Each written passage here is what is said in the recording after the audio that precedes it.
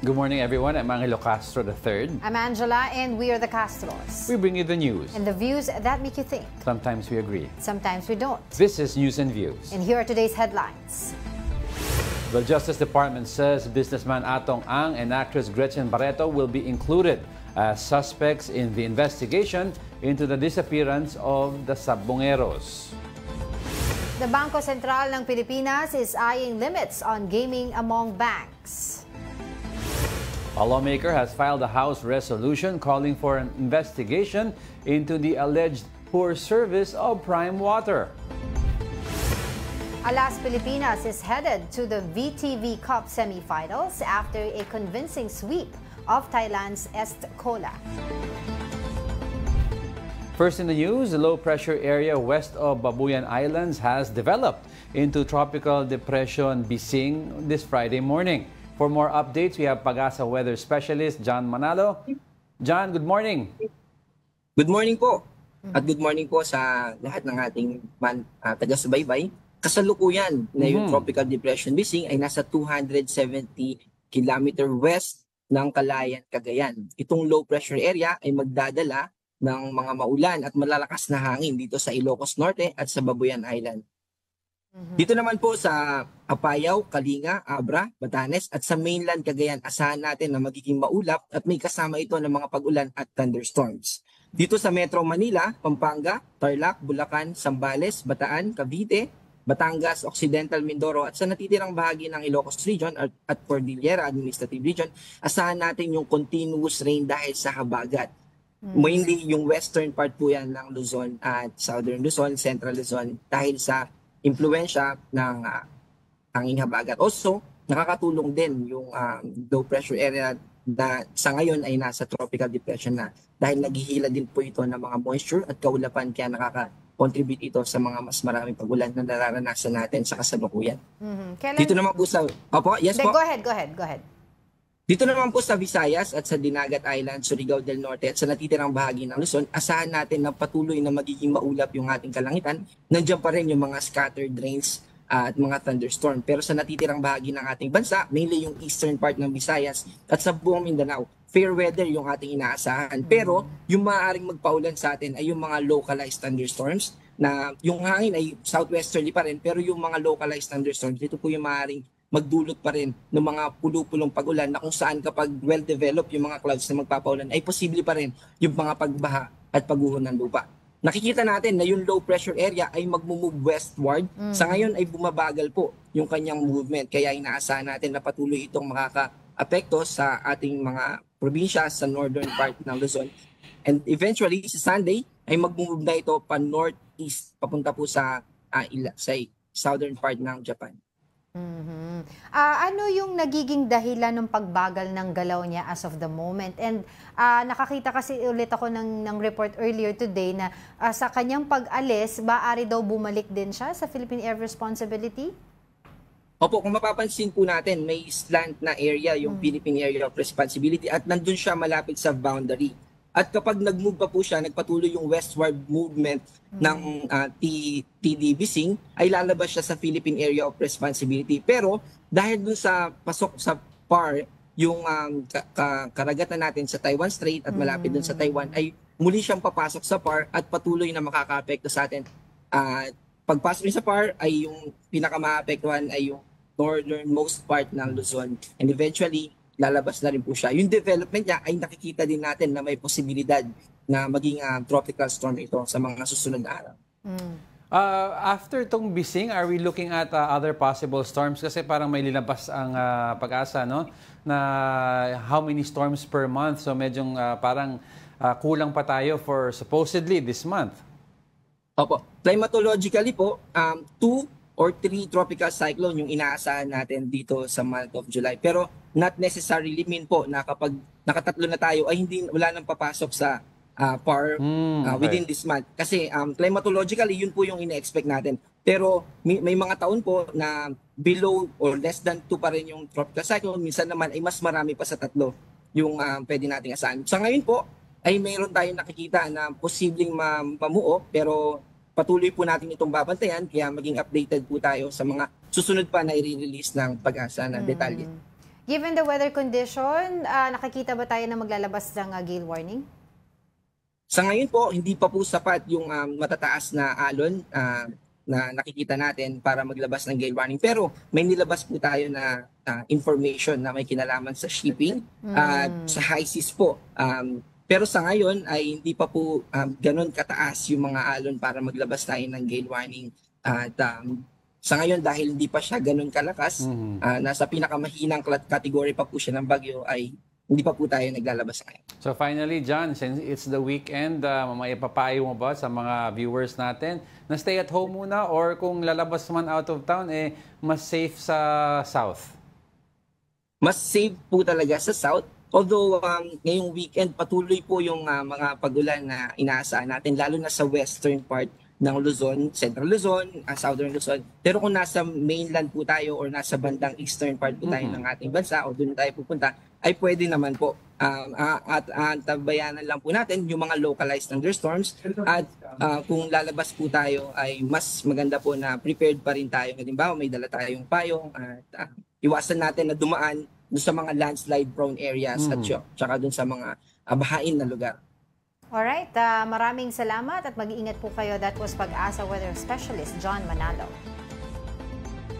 Now, President Bongbong Marcos has ordered the immediate cleanup of drainage systems and waterways nationwide to prevent flooding this rainy season.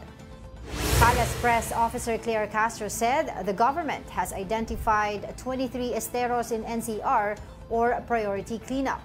She also said disaster response teams must be on standby and local governments must enforce no-build zones and activate emergency plans. Castro urged the public to do their part by stopping littering, which contributes to flooding in low-lying areas.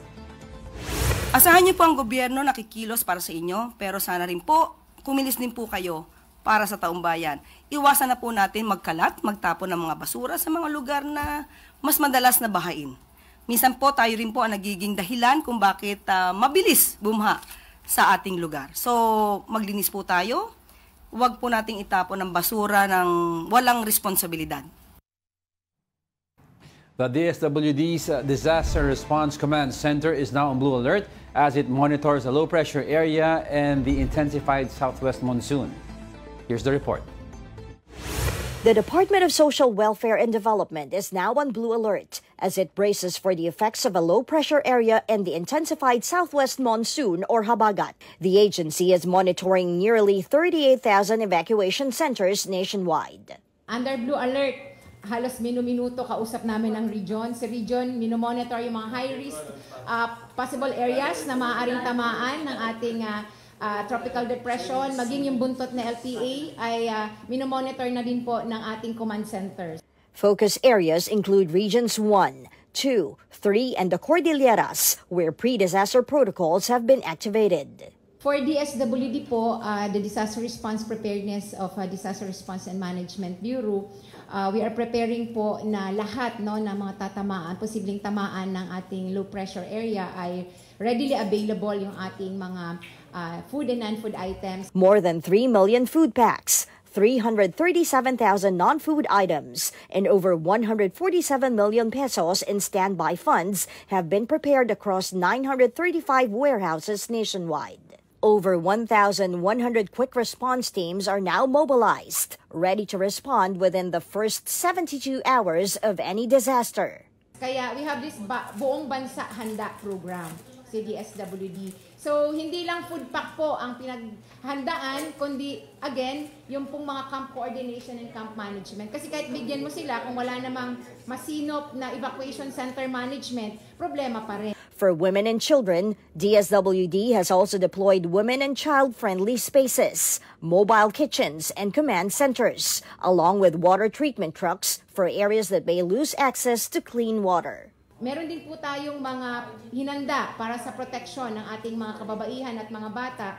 Meron po tayong 20 kits na mga women-friendly spaces para ma-ensure yung protection sa kanila, maging sa mga bata rin po. DSWD continues to coordinate with the NDRRMC, LGUs, and humanitarian partners, reinforcing its buong bansa handa commitment to strengthen community resilience wherever disaster may strike. For News 5, Laila Pangilinan. We are One News. I remember back in the day nung bata ko nung inaabangan namin pag bagyo lang pinag-uusapan, hangin lang eh. But now kasi we have to remember yung Metro Manila per se or yung NCR area is below sea level. Yeah. Diba? So kahit konting ulan lang, usually a place that is below sea level, mabilis aangat ang tubig. Now meron naman tayong water pumps naka-preposition in several areas in the metro. Ang problema kulang at minsan nababara dahil sa basura. Right. And also we have to remember yung yung implementation, strict implementation ng mga no-build zones. Yes, Kasi oo. marami ngayon sa atin ng mga areas na hindi naman talaga dapat. Di ba may certain tayo dyan law na within something kilometers bawal magtayo ng bahay, Correct. maging residential area yon. Kasi nga prone to landslide, flooding, etc. Pero madalas, di ba nakikita natin sa mga balita natin dito over the past years na yung mga ilang insidente natin sa flooding, sa mga landslide, due to yung mga tinatayong bahay sa mga danger zone. So dapat talaga stricter implementation dun sa mga lugar na yon. Kasi meron yung tinatawag residential, commercial, and industrial zones. Under each category, meron tinatawag light, medium, and dense, di ba? Ang problema, for example, let's take yung White Plains area, yung daanan ng White Plains area going to Katipunan Extension. That was designed for residential and light commercial. Ngayon, nagiging medium commercial area na. So, pag medium commercial, alam mong mas madami kang sewage na tatanggapin yung area na yan. But yung problema, yung zoning area, yung sewage system was only built for light residential. So, ganun yung mga instances na that causes And yung mga soil erosion, yung mga soil erosion diba, as yung mga well. lupa na hindi naman dapat talaga pinagtatayuan ng mga bahay o ng kung anong establishment man. And of course, yung pinapakita din natin sa TV screens natin ngayon, yung usapin ng evacuation centers. Time and again, we've already talked about this na alam naman natin typhoon-stricken yung ating bansa, ay maigi talaga nagkakaroon tayo ng sarili natin mga evacuation centers. Kasi ang nangyayari, every time that there's bagyo, there's typhoon, yung mga kababayan natin na affected families, di-display sila, kasi nilalagay lang sila sa mga makeshift evacuation centers like sa gym, sa mga schools, na yung schools dapat ginagamit ng mga estudyante, but natitirahan ng mga displaced families natin.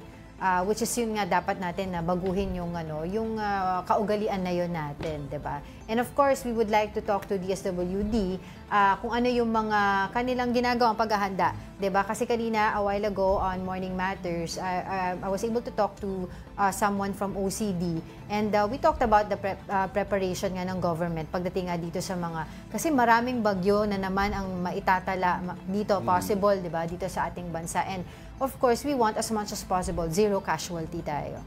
Alright, in other news, alias Totoy vowed to reveal more in the missing Sabongeros case, this time identifying police officers he claims were involved. Here is the report. Itinuring niya na, tinuring ko siyang tatay, umiiyak nga ako sa harap niya pag may mga problema ako. Pero ang hindi ko matanggap, Cyril, yung patayin niya buong pamilya ko. This was Julie Dondon Patidongan alias Totoy speaking out against his former boss, Atong Ang. Ang has filed multiple complaints against Totoy at the Mandaluyong Prosecutor's Office, including grave threats, grave coercion, slander, incriminating against innocent persons, and conspiracy to commit attempted robbery with violence against or intimidation of persons. He accuses Totoy of extorting 300 million pesos to keep Ang's name out of the missing Sabongeros case. But Totoy claims it was Ang's camp that tried to silence him with a 500 million peso offer to leave the country. Nakakatawa naman, isang bilyonaryo, isang makapangyarihan na tao, kikilan ko. Ubod ng sinungaling yan, Cyril. Ang gusto niya, tanggapin ko na yung offer niya at lumayas na daw ako. Punta na lang daw ako sa ibang bansa. Totoy insists Ang is the mastermind behind the disappearance of more than 100 cockfighters, saying 2 of the suspected abductors even accompanied Ang to the prosecutor's office. Mr. Atong Ang, yan lang masasabi ko sa iyo. Huwag ka magtago sa katotohanan. Alam mo to, ikaw mismo nag-utos sa akin at ikaw mismo ang nagsabi dyan sa grupo ng mga pulis na iligpit na yan. Ang ganyang mga witness against sa akin, Yun yung suspect na bumitbit ng dalawa ng nawawalang missing sa Bungero. Yun yung si Rodelo Anigig at si Toto Roger Burican. Yung nakapula kanina, yan yun. Kaya kong patunayan at mayroon akong lahat ng sinuot niyan at may tattoo yan sa paa. Totoy says he has evidence, including a USB, linking the businessman and several police officers to the crimes. He also named actress Gretchen Barreto as part of the so-called Alpha Group, saying she had knowledge of the crimes due to her close ties to Ang. Bago mangyari yung mga krimen na yan, nag-usap-usap yung mga yan. Mayroong ibang ayaw pumayag, pero majority yung pumayag. Ang sabi nga ni Mr. Atongang, kung hindi natin gagawin ito, babagsak yung negosyo natin. Kaya yan sila, nag-agree yan, kasama yan si Gretchen Barreto. Madam Gretchen, parang awa mo na rin sa sarili mo. Kung gusto mo, tumistigo ka na rin para mapatunayan natin. Ang's legal counsel, Attorney Lorna Capunan, maintains that everything should be proven in court. This is all a matter of evidence.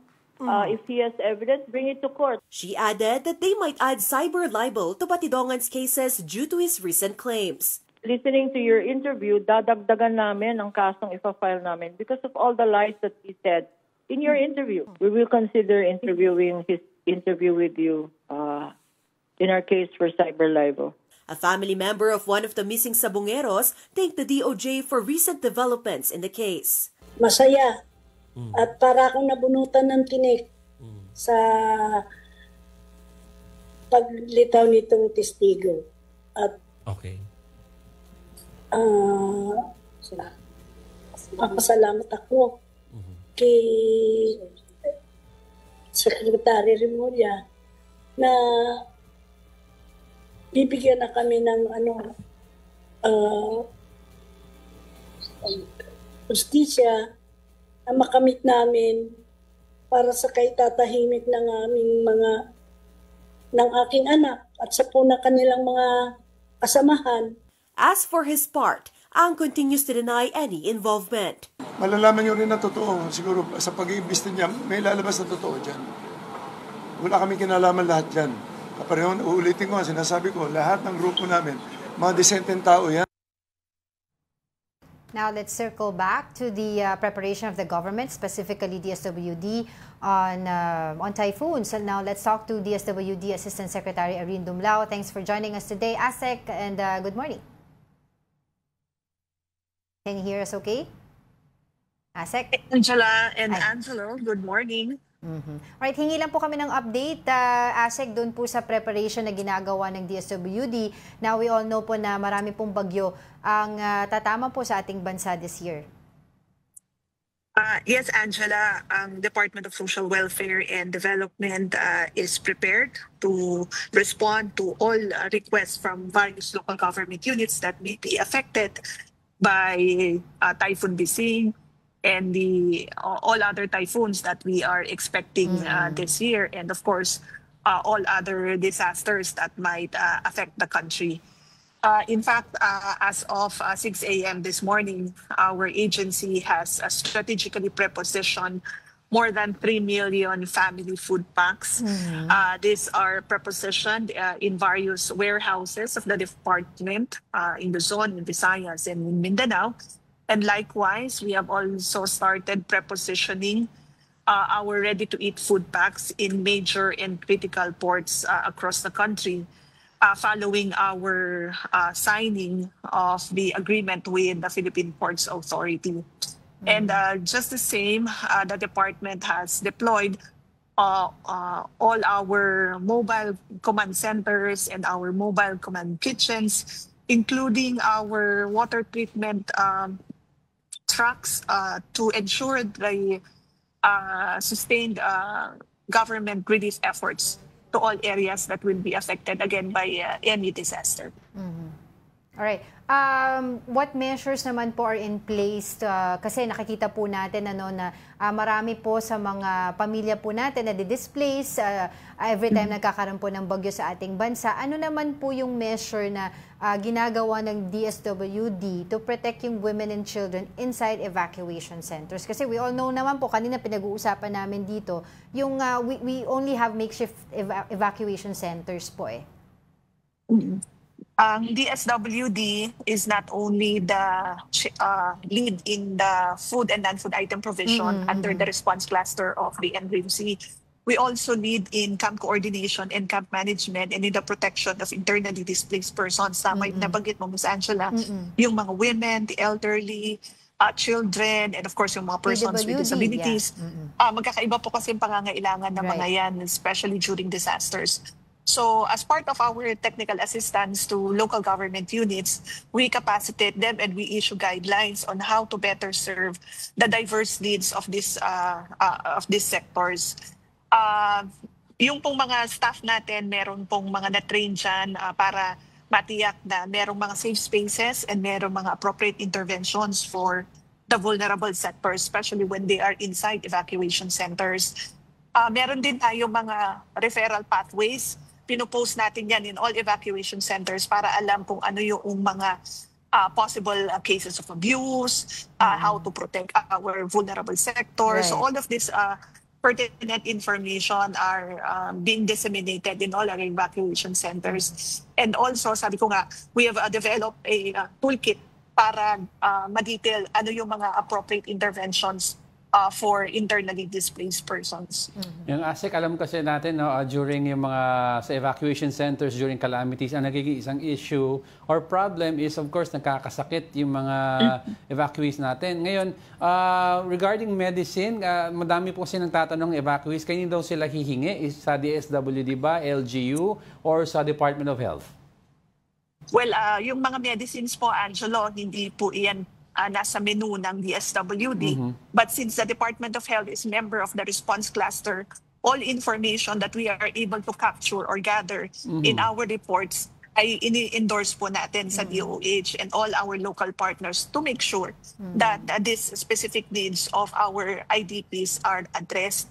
Meron tayong tinatawag na phase form o yung family access card na during disasters na ginagamit po natin to profile all our internally displaced persons. So dyan po nakikita natin kung ano yung kanilang current situation and what are their specific needs so that we could afford the appropriate assistance. Right. And lastly, ASEC, you mentioned nga po earlier naka-preposition na yung mga goods, yung mga food packs na kakailanganin po if ever ng mga masasalanta po ng bagyo this year. Pero I was wondering paano po tayo nakikipag-coordinate din sa mga LGUs of different areas, yung mga important areas that you mentioned earlier, to make sure po na bibigay po talaga yung mga food packs na ito from DSWD, especially sa mga isolated areas. Kasi from the reports po namin, recent years, lagi po nagiging problema yung delayed yung nabibigay po dun sa mga kababayan natin sa far-flung areas dahil nga kalimitan yung daanan, hindi nila madaanan because of the bagyo.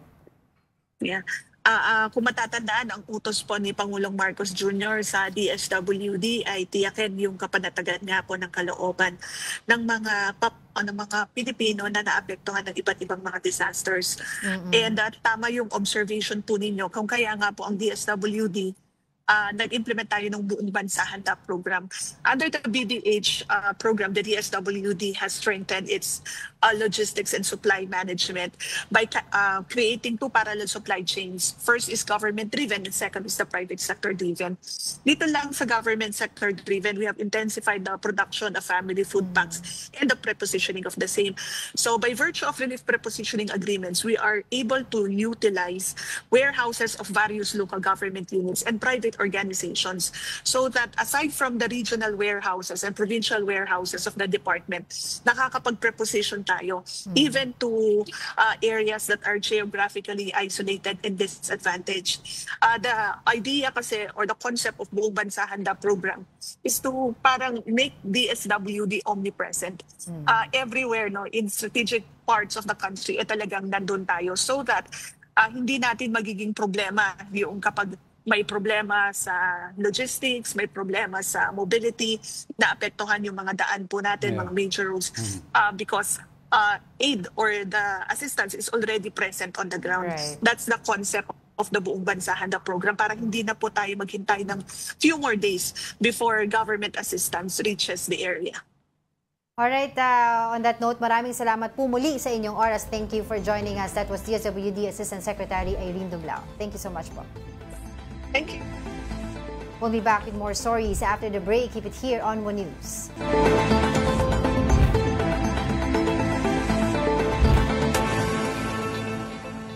Good morning. You're still watching News and Views here on One News. Zambales, go ahead. Zambales 1st District Representative Jay Kong-hoon has filed a House resolution seeking an investigation into alleged poor service by Prime Water.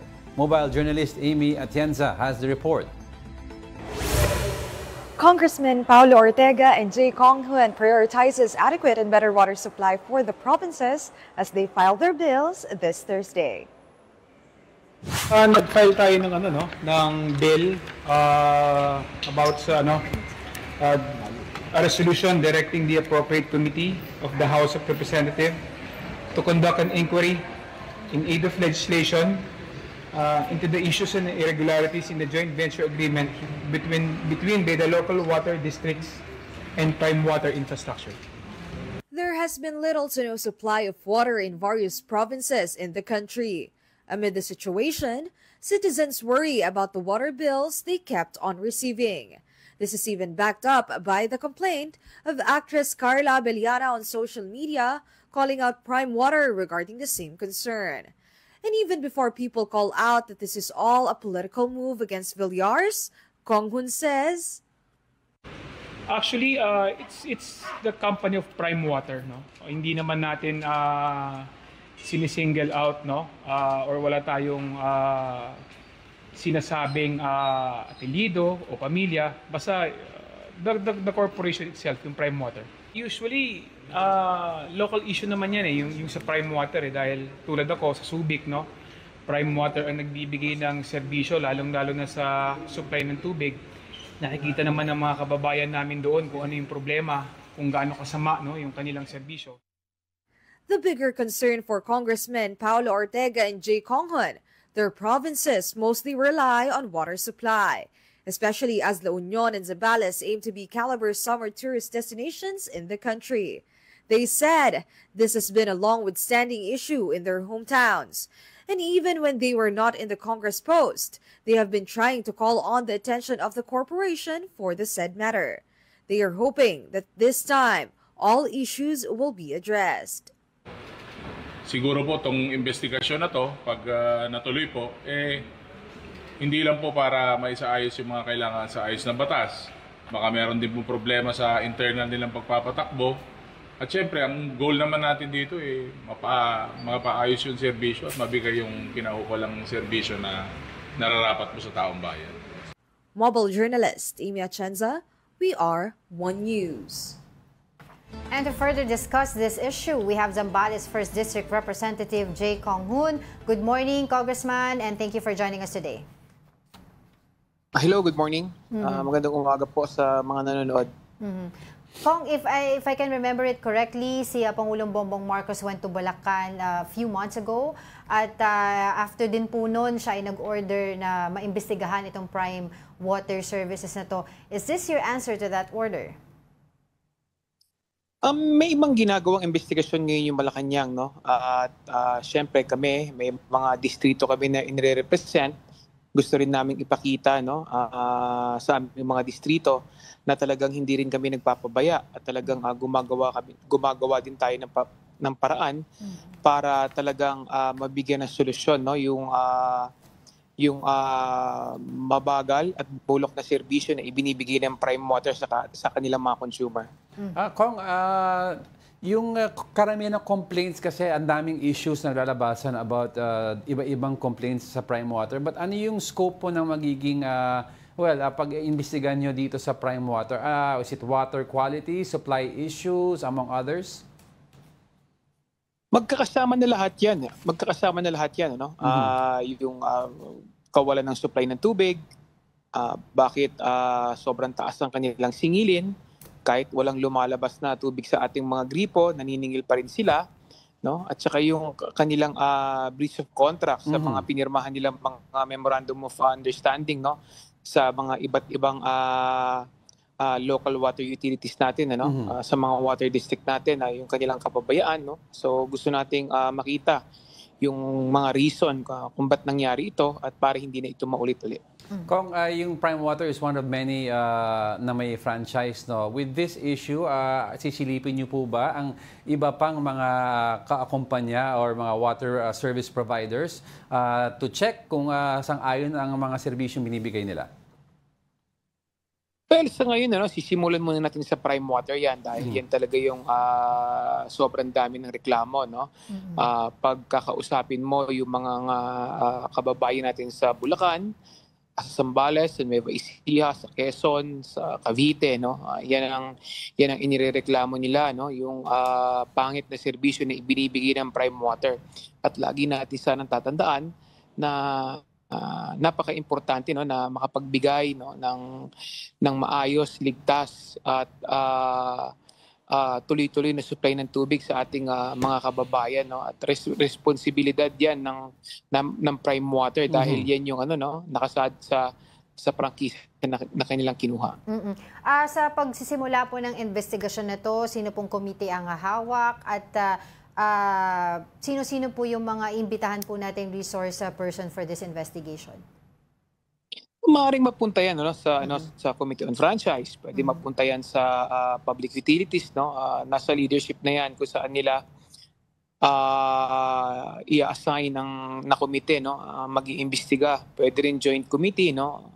So nasa leadership na ng House yan.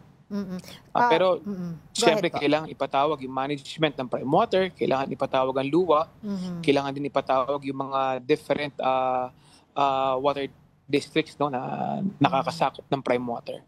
Nakikita niyo po ba yung tulad po ng sinasabi ng iba na meron daw pong lapses, no, doon sa agreement ng PPP, agreements ng LGU na nakasign nga po itong Prime Water? Do you think po na LGU should have more power in terms of this issue?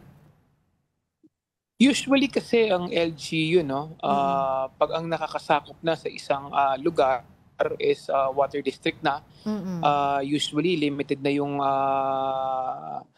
power ng LGU yan, ano? Ang ahensya ng pamahalaan na tumitingin na o nangangalaga, no, sa mga water district is yung LUWA na.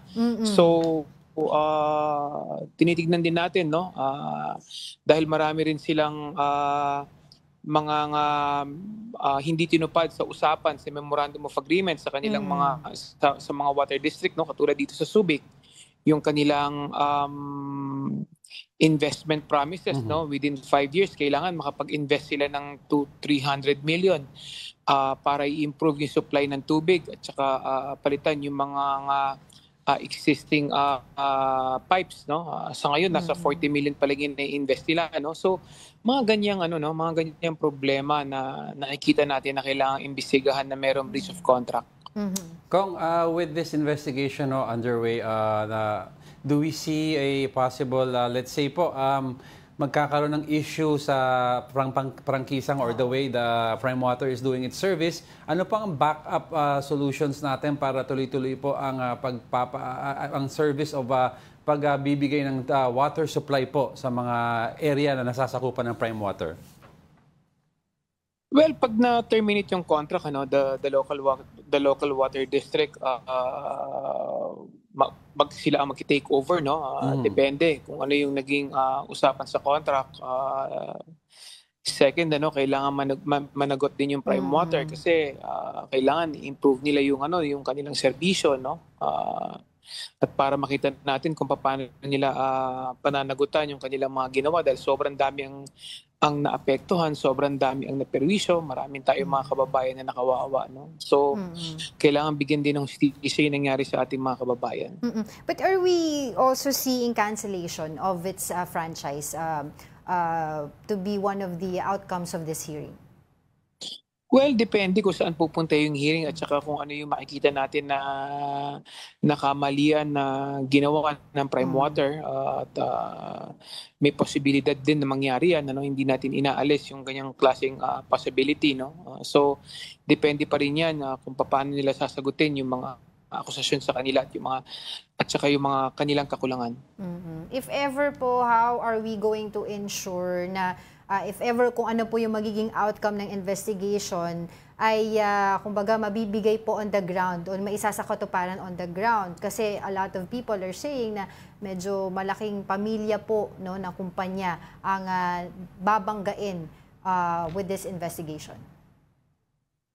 Well, katulad nga na sinabi natin, hindi naman natin tinitignan kung sino yung kumpanyang may-ari. Ang tinitignan natin is yung Prime Water as a corporation, dahil hindi naman ito political issue, dahil sa amin sa aming mga district kung saan may mga Prime Water, this is a local issue at ramdam ng mga kababayan natin na talagang may problema yung serbisyong ibinibigay ng Prime Water.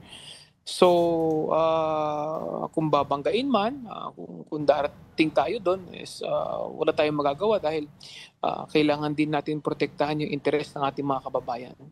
And just to clarify lang din po kung ito pong magiging investigasyon, ang scope po nito, lahat na po ng areas na may pinagsiservisyohan ng Prime Waters including Caloocan, Subic, you mentioned earlier, Angeles, what else? Bulacan. Yes, at buong buong Pilipinas kung saan merong problema ang Prime Water at sila yung nagbibigay ng serbisyo sa tubig. At gusto ko lang idagdag, almost 40 na congressmen ang nagpahayag ng kanilang suporta na gusto nilang maging co-author na regarding sa investigation, resolution na imbestigahan yung Prime Water dahil almost 100 na local water districts ang hinahawakan ng Prime Water ngayon at halos lahat ito ay may problema. So napakarami ng mga congressman ang talagang interesado din na maimbestigahan ang Prime Water dahil nararamdaman din naman nila yung paghihirap ng kanilang distrito. Lastly po kung what law, specific law are we looking at right now na maaaring mabuo upon this investigation?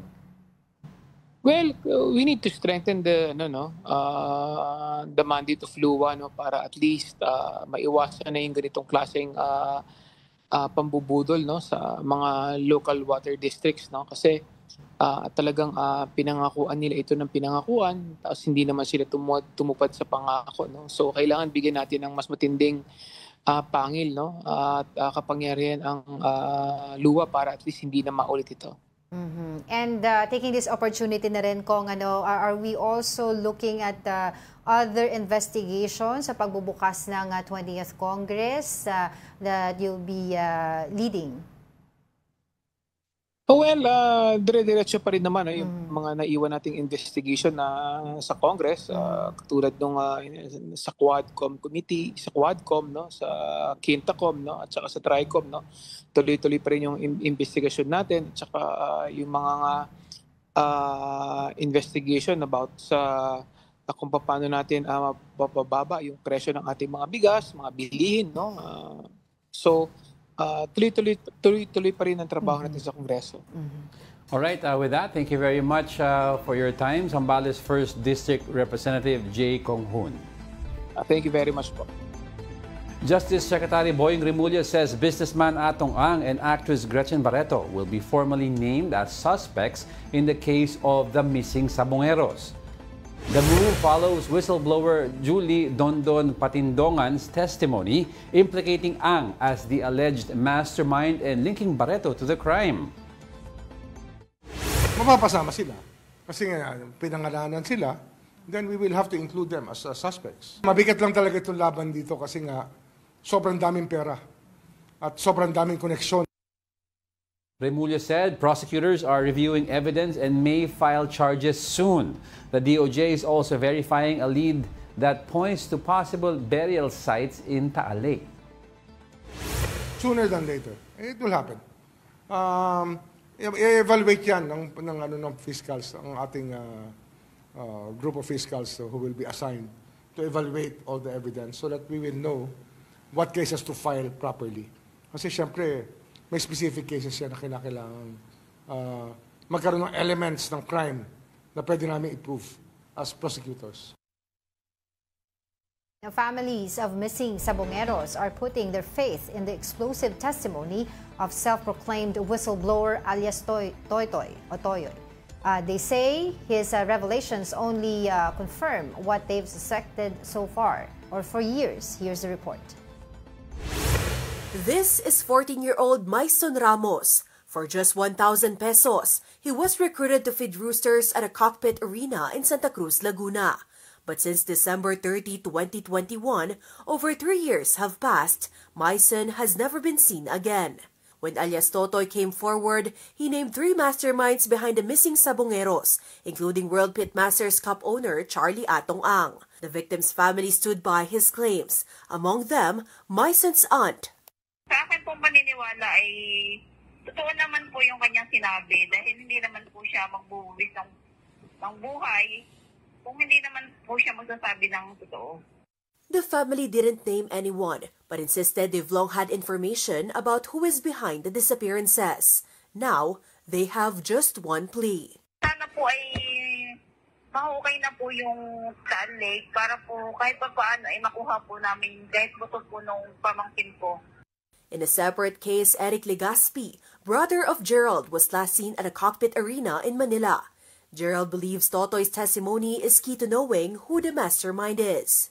Kami po yung nagpapasalamat kay alias Totoy sapagkat siya po ang susi namin, mga nawawalang mga kamag-anak ng mga Sabongero.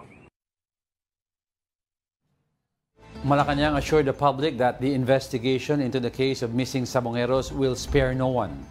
This follows explosive allegations from whistleblower Julie Dondon Patidogan, also known as alias Totoy, who linked business tycoon Charlie Atong Ang and actress Gretchen Barreto to the case.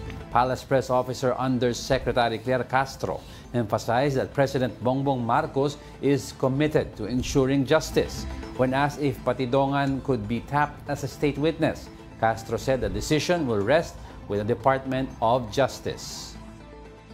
Sino man, anumang katayuan sa buhay, kung sila man ay personalidad na kinikilala, wala pong sisinuhin ang Pangulo at ang administrasyon. I-evaluate po ang testimony niya at kung sino pa yung ibang mga witnesses na pwedeng gawing state witness. Depende po yan sa kanilang katapangan, sa katotohanan na sasabihin nila, at yung pagkakataon na mag-recant sila ng kanilang mga testimony. So dapat nandoon yung tapang at paninindigan na sabihin ng katotohanan. Now in other news, Bangko Sentral ng Pilipinas is set to limit e-wallet links to online gambling to protect consumers. The central bank said a draft circular is under review to require banks and e-money issuers to restrict gaming access. The BSP also reminded banks and e-wallets to cut ties with unlicensed gambling operations, including removing links to e-sabong platforms. The move aims to balance consumer protection with legitimate digital payment use. Several senators, including Sherwin Gatchalian and Joel Villanueva, have filed bills to regulate or ban online gambling. Fresh off his return to City Hall, Manila Mayor Isko Moreno wasted no time rolling out a series of new ordinances. City employees say the changes are already being felt. Mobile journalist Denise Valdesancho has the report. Sa kanyang pagbabalik sa Maynila, ilang executive orders na agad ang pinirmahan ng bagong alkalde na si Isko Moreno Dumagoso. Ano naman kayang say ng mga empleyado ng Manila City Hall sa kanyang comeback? Action man kung tawagin ng ilan. 24/7 na serbisyo raw kasi ang hatid ng bagong luklok na si Yorme. Kahapon lang, sunod-sunod ang meetings at conferences ng alkalde. Agad din niyang binalikan ng mga biktima ng sunog sa Barangay 420 sa Sampaloc, Maynila. Ilang araw lang bago yan, naging matunog din ang cleaning operations sa iba't ibang sulok ng Kamaynilaan. Ang ilang empleyado ng Manila City Hall, approve daw dyan. Okay naman siya, talagang maganda yung ano niya ngayon. Manila, Manila, Manila sa lahat. Nung bumalik siya, talagang nagsitinuan lahat ng ano, lalo na yung mga sa kalye, yung mga basura dati, di ba, nag-ano. Ngayon, Wala na. Si Christine naman, na 30 years nang nagseserbisyo para sa Maynila. Pinuri ang agarang pagpapaayos ni Yorme ng wiring. Maayos po kasi nakita niyo yung mga wire. Yun yung wire ng cable. Nakita niyo yun?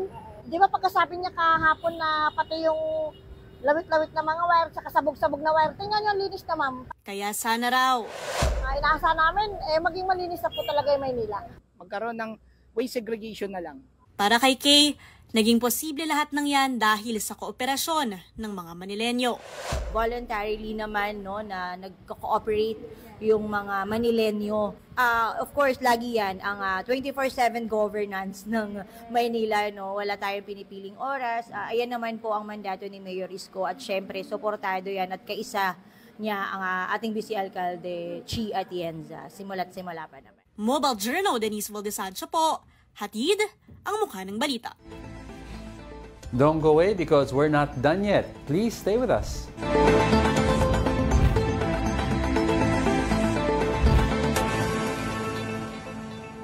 Welcome back. You're still watching News and Views here on One News, and it's a Friday. Yes. And because it's a Friday, we are joined by Buddha's Belly. Oh, yan. Dim sum platter, siomai, fried rice, hakaw na favorite ni... Ako, favorite ko yun. Kaya nga, tinatanong ka. Assure ko lang sarili ko na favorite mo yan. Nag-doubt tuloy ako. Thank you, yun, Marjorie diba? Tan and Buddha's Belly for sending these yummy treats. Now, let's get right to back to the news.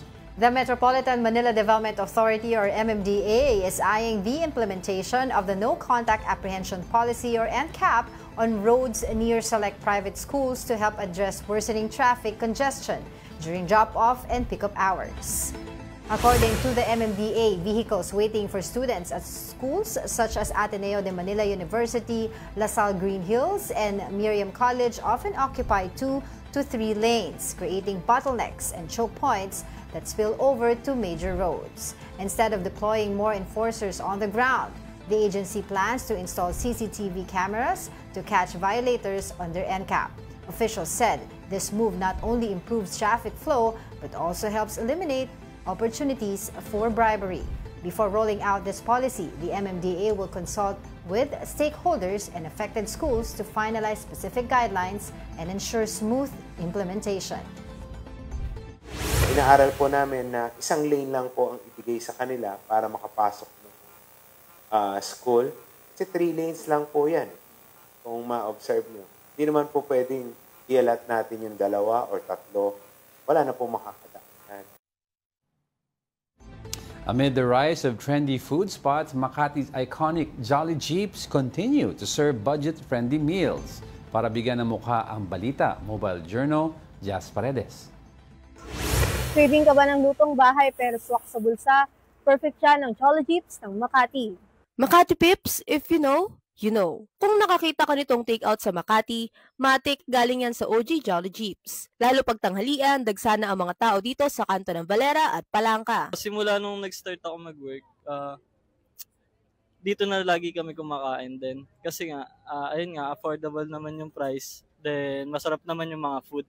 Tsaka maraming pagpipilian din. May mga pang-almusal, silog, ulam, turo-turo at marami pang iba. Naka-blazer at smart casual ang mga suki dito. As in, veteranong mga suki na. Dito ako nag-start na bumili sa Jolly Jeep. So yun, hanggang ngayon, kapag nag-o-office ako, lagi ako ditong bumibili ng lunch ko. 6 years in counting na rin. More than 10 years na siguro, mga 15 years na. Bukod sa makakatipid ka, ulit pa yung pera mo sa kakainin. Pero wala na sigurong mas veterano pa kay Tatay Egay. Panahon kudeta, nandito na kami. 1986, kudeta. Mga lumang sasakyan, kariton, nagsimula kami sa kariton. Kariton kami, saka yung mga lumang sasakyan, hinuhuli kami nun. Pero ngayon, may mga permit na kami. Sa tagal ng sikat na sisig sa Rada dito sa Rada, second generation owner na si Kuya Jepoy. Since 1993 pa. Dati kasi sila mami, yung rolling store ang tawag, jeep sila. And then, kasi illegal yun dati, nakapag-isip si Makati na maglagay ng Jolly Jeep. Tapos yun, binigyan sila ng pwesto na ganito. Siguro mga early 2000 or 1999 yung unang Jolly Jeep. Nagtanong-tanong tayo kung ano ang mga bestseller na pwede nating subukan. Una, ang tindang pares ni Tatay Egay. 50 pesos ang pares at 75 kapag with rice. Pag tinignan natin yung loob ng pares, makikita malaki yung tipak ng laman. So, actually, ngayon ako nakita ng ganitong pares na malalaki yung laman. Yan. So, try natin.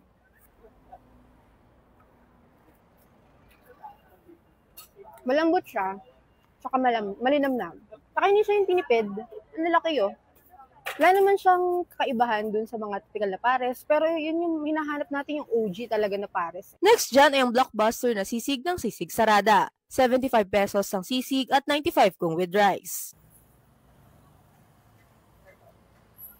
Siguro pagka dinamihan ng mayonnaise, medyo na-overpower ng mayonnaise yung lasang sisig. Pero kung ihalo mo siya ng maigi, maganda siyang combination. Perfect. Sarap. Ayun nga, malambot. Hindi siya masyadong maalat. Hindi rin masyadong maanghang. For someone like me na medyo mababa yung tolerance sa maanghang. Pero to kayang-kaya. Siyempre, nag-take out na rin tayo ng dessert natin. Kung nagbabalak kang pumunta dito, bukas sila weekdays simula 5 a.m. hanggang 3 p.m. Hindi kailangan gumastos ng mahal para pa-satisfy ang ating cravings. Basta huwag kakalimutan dapat safe at healthy ang ating kinakain. Mobile Journal, Just Paredes po, hatid ang mukha ng balita. Now in sports, dragon boating is now open to the public at Manila Bay, offering free training to anyone willing to learn. The details from Mobile Journal, Arles de los Santos. Naghahanap ka ba ng bagong personality o bagong physical activity? Kung oo, ito na ang sign mo para subukan ang Dragon Boat. Saan? Dito! Sa Manila Bay. Sa unang tingin, aakalain mong outdoor gym ito. Ang lahat kasi, abala sa kanya-kanyang routine dito sa Quirino Grandstand. Mula dumbbells hanggang battle rope exercises. Pero ilang minuto lang, ang lahat nagsuot na ng life vest. Sila pala kasi ay miyembro ng Dragon Boat Group na tinatawag na Bruins Racer of the High Seas. Mula 2014, nag-aalok na ang grupo ng libreng training sa sport. Provided dito lahat, mula bangka, paddles at life vest. Ang kailangan mo na lang iambag, lakas mo. What's so special about it is actually kahit sino pwedeng mag-dragon boat. If you are willing to do it. And ang dragon boat kasi, it's actually the ultimate team sport. Sabay-sabay kayong sumasagwan, sabay-sabay kayong gumagalaw, at sabay-sabay niyong gustong paandarin yung bangka. And having that objective, first and foremost, to be healthy, and also to be one with people. Kung nagdadalawang isip kang simulan ito, huwag daw mag-alala. May tutorial kasi silang ibinibigay para sa tamang body position, paddle handling at rowing techniques. At kapag ready ka na, pwede nang magsagwan.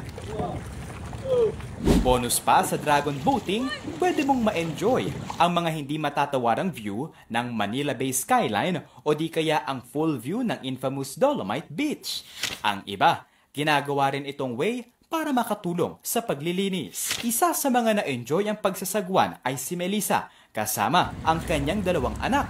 Mas okay daw itong libangan kaysa raw puro cellphone ang mga hawak ng mga ito tuwing weekend. Maganda siyang activity, bonding, tapos yung madadagdagan yung knowledge namin about sa bagong sports.